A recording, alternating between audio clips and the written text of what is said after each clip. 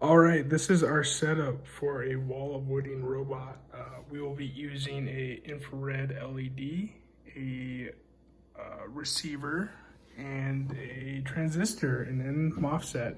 And to hook up our LED, we are going to connect our positive power, about 6 volts from the battery pack we have underneath our model here.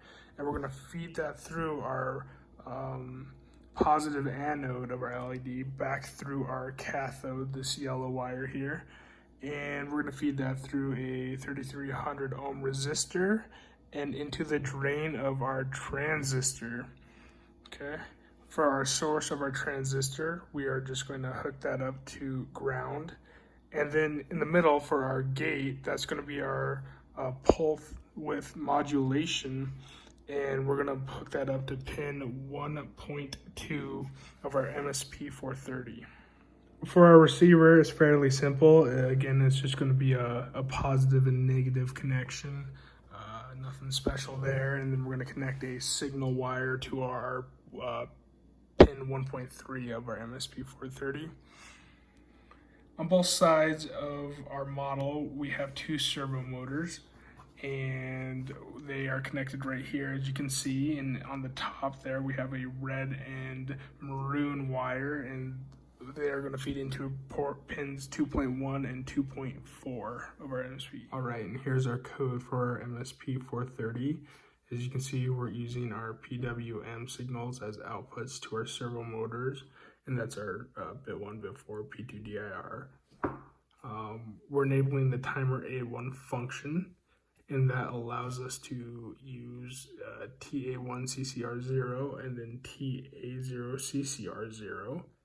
And these two are different in the way that TA1 is controlling our servo PWM, and it's 20,000 microseconds PWM period, and the neutral zone is 1500 microseconds. As for TA0, CCR0, this is going to be controlling our PWM for our LED and our receiver. And why we have to choose a different one is because our receiver runs at 38 kilohertz, as it can only pick up 38 kilohertz signals.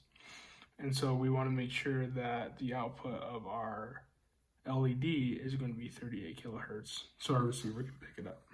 Now, if you notice at the bottom, there's some code commented out, and this is our code to move the motor away from a wall once the receiver picks up the signal from our LED. Unfortunately, our LEDs were not working, so we weren't able to experiment much with this. But this code can give you a general idea of how to implement a wall avoiding robot.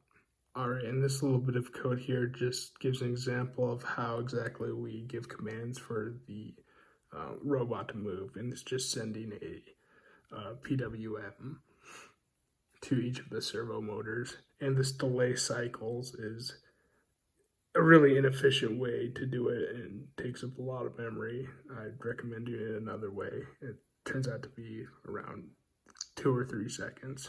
All right, to add on to some of the problems, not only did we have the LED, but our rubber gripping actually just tore off of our wheel.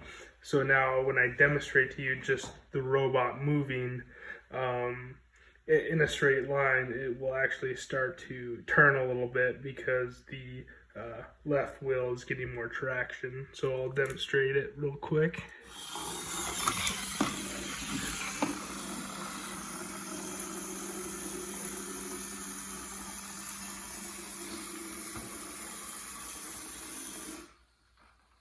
All right, so that was the demonstration. You could see it was not actually avoiding the fridge, but because of the gripping being off, it was turning.